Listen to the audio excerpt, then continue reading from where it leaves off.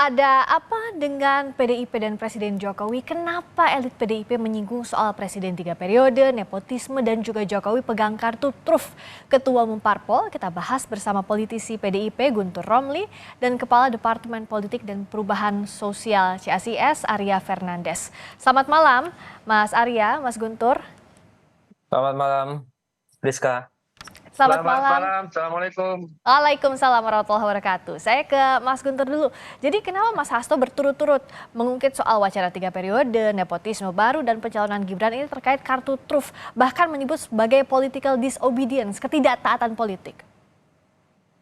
Ya, itu sebenarnya tadi juga Mas Hasto juga mengirimkan rilis yang menggambarkan suasana kebatinan di PDI Perjuangan saat ini, suasana yang sangat sedih, suasana yang sangat terluka, suasana yang merasa ditinggal oleh Bapak Jokowi dan oleh keluarganya, padahal PDI Perjuangan selama ini telah memberikan privilege, memberikan keistimewaan yang begitu luar biasa, baik kepada Pak Jokowi, kemudian juga kepada keluarganya, kepada Mas Gibran, kepada Bang Bobi. Tapi mengapa kok tiba-tiba pada akhirnya semua ini keluarga tersebut seperti meninggalkan dan juga seperti membuat luka di PDI Perjuangan. Dan itu juga saya sekarang lagi di Situbondo, lagi di Banyuwangi, juga merasakan hal yang sama itu Mbak. Ketika bertemu dengan anak ranting, dengan PAC, dengan DPC, semuanya bertanya-tanya dan juga memendam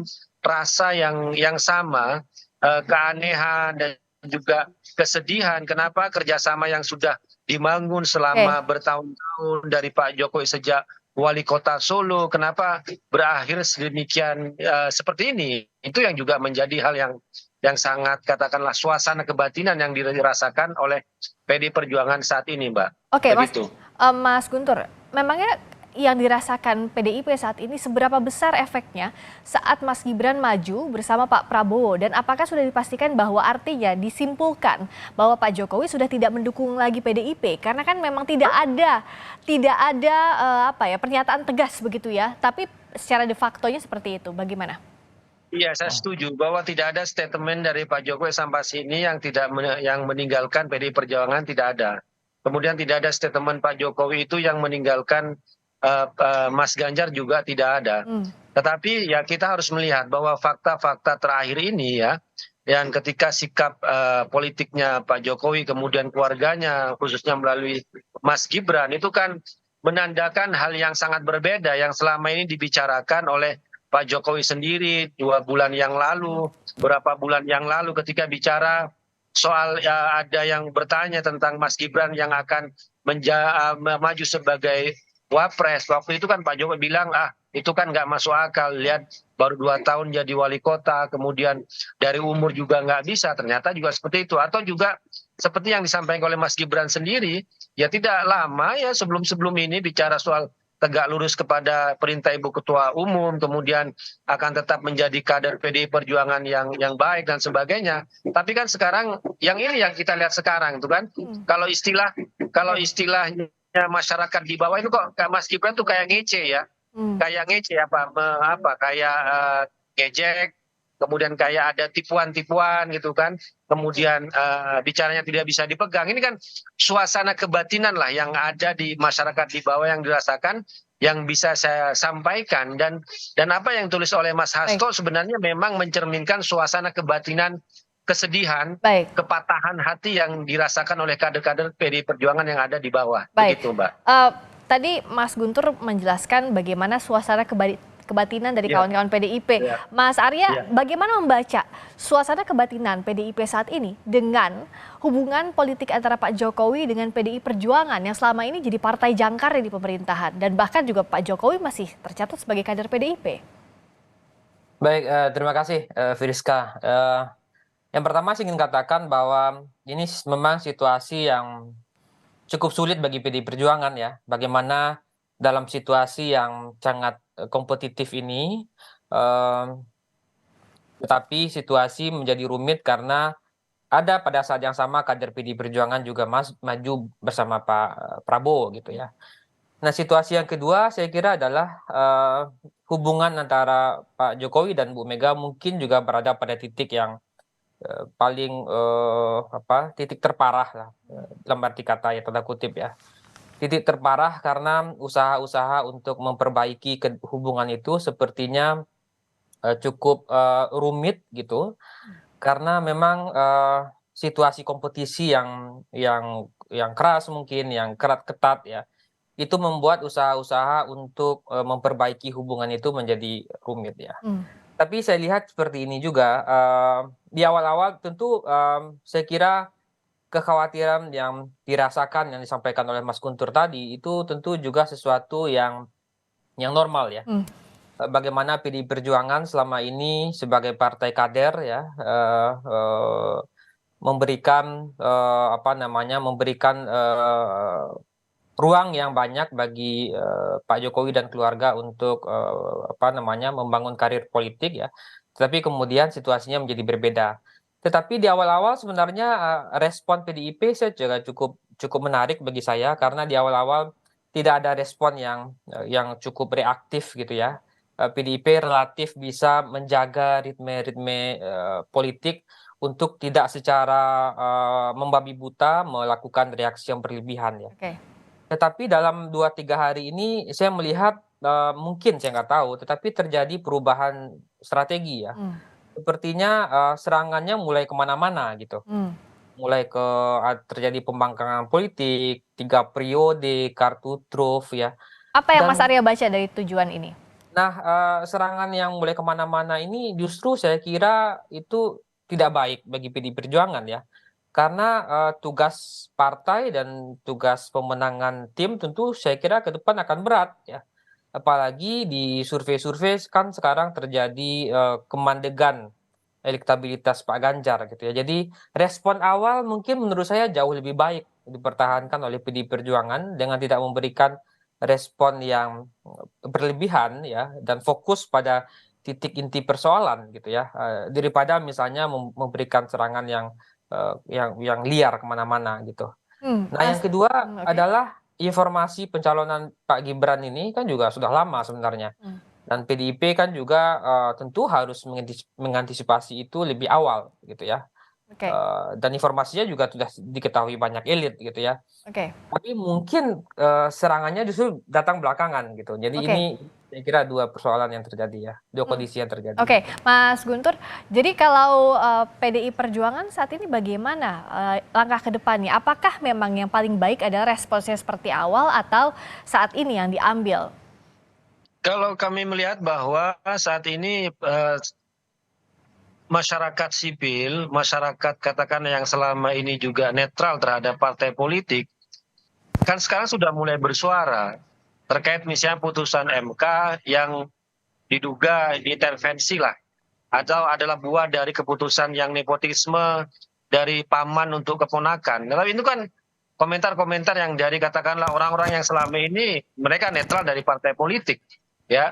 Ketika ahli hukum tata negara, kemudian kelompok sipil mulai bersuara keras ya.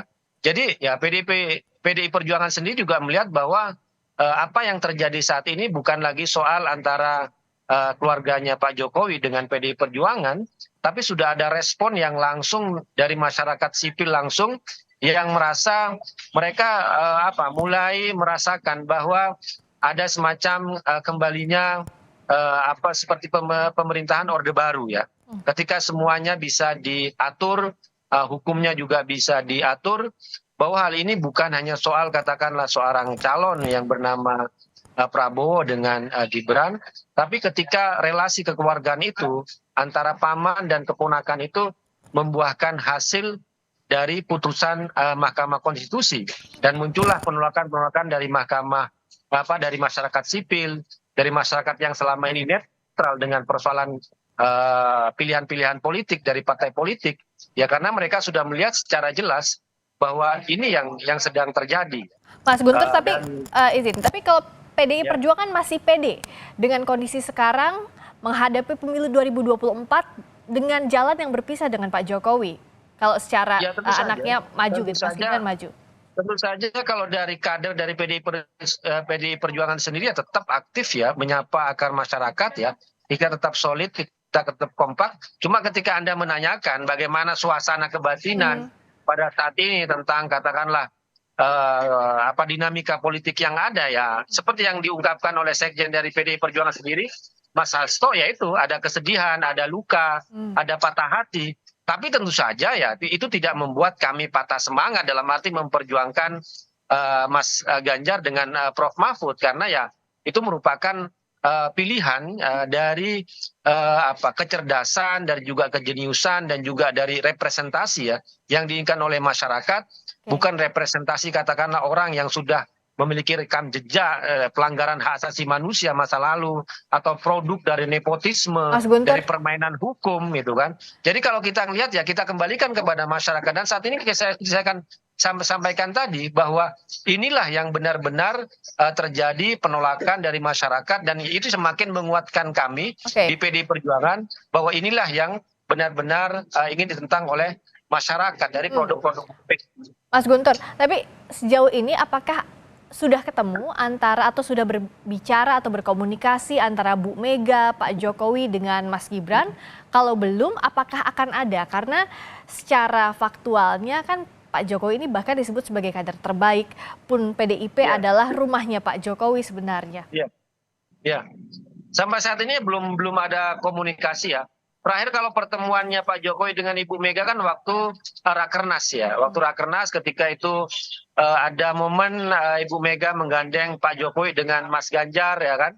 Dan itu ya makanya ketika Mas Arya bilang itu sudah isu lama, ya memang isu lama. Tapi kan Pak Jokowi membantah sendiri, Mas Gibran membantah sendiri. Bahkan dalam Rakernas pun seperti tidak terjadi apa-apa. Tapi ternyata ujungnya seperti ini kan. Nah jadi kalau kita bicara soal antisipasi ya kan, ya memang tidak ada antisipasi karena ya kami tidak pernah meragukan kepercayaan kami kepada Pak Jokowi, kepada Mas Gibran dan lain sebagainya, karena hubungan ini kan sudah puluhan tahun, bukan hanya dibangun 4 tahun belakangan ya kan, dengan iming-iming janji jabatan atau apapun namanya, atau tersandra masalah politik, tapi ini kan kerjasama yang sudah puluhan tahun, bicara soal antara Pak Jokowi dengan Ibu Mega, dengan Pak Jokowi dengan PDI Perjuangan itu. Terakhir Mas Arya, jadi apa yang bisa dibaca ke depannya, masa depan hubungan antara PDI Perjuangan dengan Pak Jokowi? Ya, yang pertama saya kira tentu hubungannya akan menjadi lebih rumit dibandingkan sebelumnya. Sebelumnya kan selalu meskipun ada naik turun, selalu ada usaha dari baik Pak Jokowi maupun Ibu Mega untuk memperbaiki hubungannya. Tetapi dalam kondisi politik hari ini sepertinya menjadi kian rumit ya. Yang kedua saya kira menurut saya adalah dalam situasi yang seperti sekarang tentu alangkah lebih baik saya kira bagi PDI Perjuangan untuk bisa memberikan perhatian yang lebih banyak ya, terutama dalam hal proses-proses konsolidasi politik internal, karena situasinya menjadi cukup berat juga gitu ya. Apalagi kan kita lihat di survei-survei belakangan itu kan suara Pak Ganjar mulai terjadi pelandaian gitu.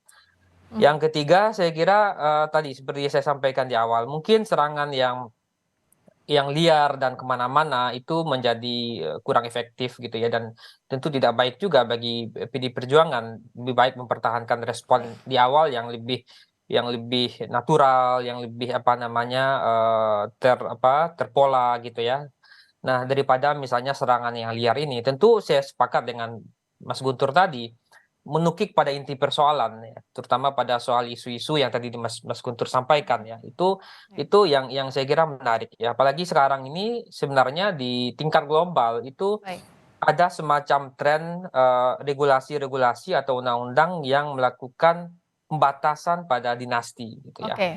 Hanya di Costa Rica di undang-undang sekarang itu presiden itu tidak boleh mencalonkan saat presiden aktifnya berasal dari keluarga yang sama.